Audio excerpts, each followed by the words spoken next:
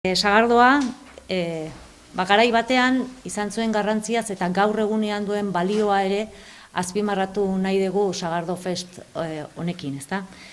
Eta horretarako, Sagardo Festaren inguruan, Tolosan ekainak 9-tik 11 hainbat ekimen egingo dira.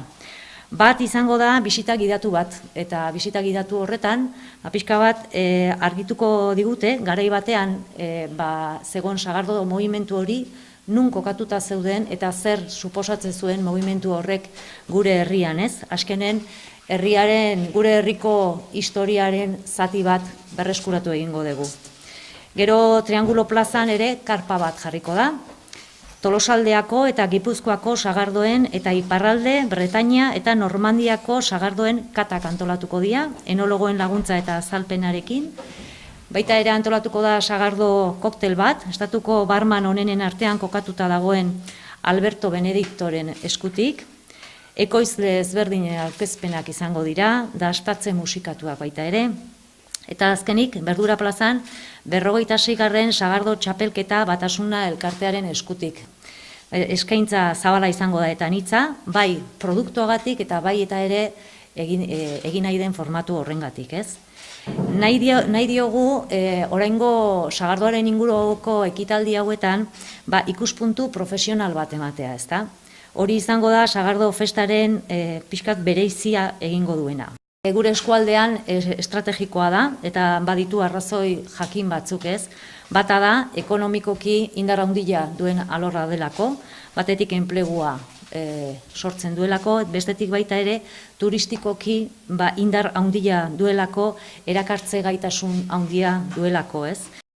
Sagardogileen elkartearentzako ere Tolosako plazara ekartzea gure produktua, ezta? Hemen alde batetik Tolosak sagardoaren historiarekin izan duen loturagatik, Olatzek esan duen bezala, garai batean 38 sagardotegi zauden bertan, eta hori oso datu esanguratsua da.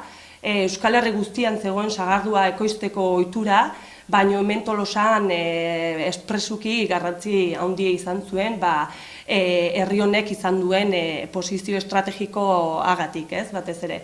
Eta gero ere, zer esanik ez, Tolosaldean dagoen landa eremuan, egongo ziren tolare baserri guztiez, ezta horiek ez ditugu zenbatu, baina asko eta asko egongo ziren, segurazki ia sagardotegi ia baserri guztiek ekoitziko zuten sagardoa garai baten. Guretzako era bada Tolosan ekitaldi bat egitea, ze hemen asko egiten dituzue, produktu asko bihurtzen dituzue protagonista ekitaldi ezberdinetan, eta nik uste sagardoak behar zuela, eduki hemen asteburu bat, eta gainera gustatzen zaiguna da asko prestigiatu egiten dituzuela hemen produktuak, balorean jartzen dituzuela, eta justo orain sagardo sektorea horretan ari da lanean, ezta? Alde batetik sagardotegiak ari gera profesionalizatzen, zerbitzu berriak eskaintzen publiko orotara egokituak, eta bestaldetik produktuan ari gera lanean.